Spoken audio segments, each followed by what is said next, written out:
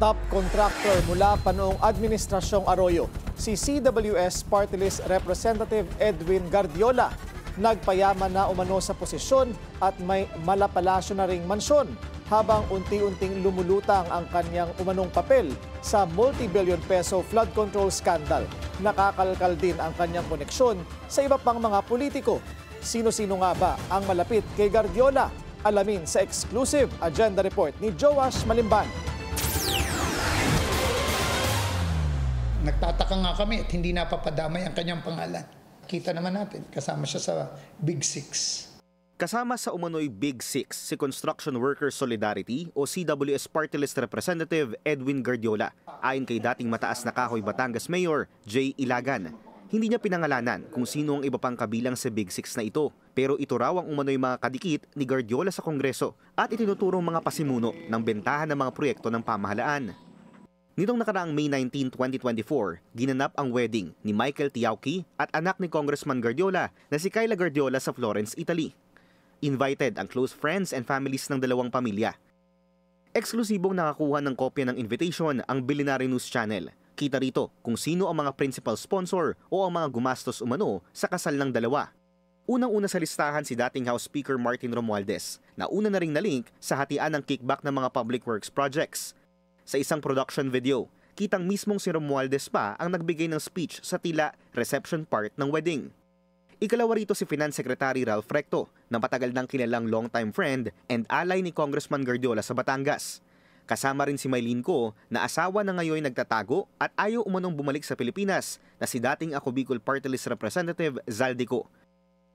Naroon rin si nooy Congressman Anthony Rolando Goles Jr. na tumakbo bilang first nominee ng TikTok party list nitong 2025 elections pero natalo. Kasama niya sana sa party list na ito ang ilang anak at kamag-anak din mismo ni Congressman Guardiola, kabilang na ang bride na si Kyla at si Kim Ann. Nasa listahan din ng principal sponsors ng wedding si AGAP party list representative Nicanor Briones.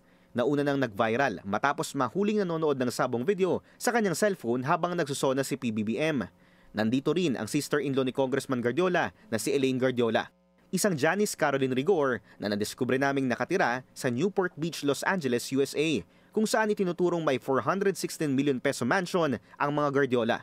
At isang Donna Nicanor na dati nang nakasuhan kasama ni Guardiola noong 2012 dahil sa isang multi-million peso tax evasion. Spotted din sa mga groomsman si Bernard Faustino D., ang kasalukuyang Philippine Ambassador to Switzerland at pamangkin ni kasalukuyang House Speaker Bogie D. Ginanap ang wedding sa Chiesa di Ognisanti, habang sinundan ito ng reception sa Villa Corsini a Mezzomonte. Ang halaga ng venue umaabot daw sa 30,000 euros o katumbas ng halos 2 milyong piso sa isang araw. Hindi pa kasama ang pagkain, decorations at ibang preparations. Una nang iniulat ng Philippine Center for Investigative Journalism na top contractor na ang mga Guardiola mula pa lang noong panahon ni former President Gloria Arroyo. At tila lalo pang dumami ang kontratang nahawakan ng mga kumpanya na nakapangalan sa kanyang mga kapamilya mula nang umupo siya sa Kongreso.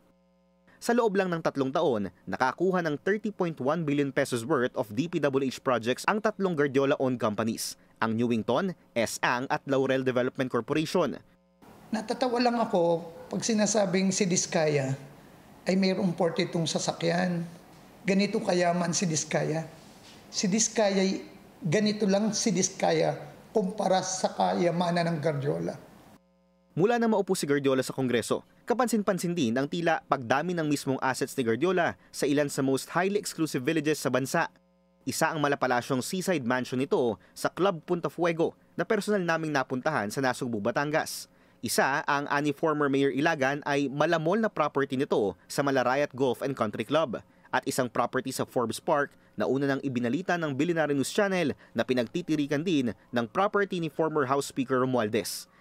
Bukod pa yan sa malapalasyo niyang property sa hometown niyang Mataas na Kahoy, Batangas. Sa pagpasok mo, may receiving area sila. Tapos susunduin ka ng golf cart, dadaan ka sa tunnel. During that time, ako'y lumalaban sa kanya. 42 na sports car. Almost 70 ang SUV. Nandun sa loob, naka-aircon. Bakit ko nasabi? Kasi nakakapasok ako doon. Pag may activity ang Rotary, ilang beses din niya akong na-invite doon. Ilang beses sinubukan ng Billionaire News Channel na kunin ang panig ni Guardiola pero hindi ito sumasagot sa aming mga mensahe. Para sa agenda, Joash Malimban, Billionaire News Channel.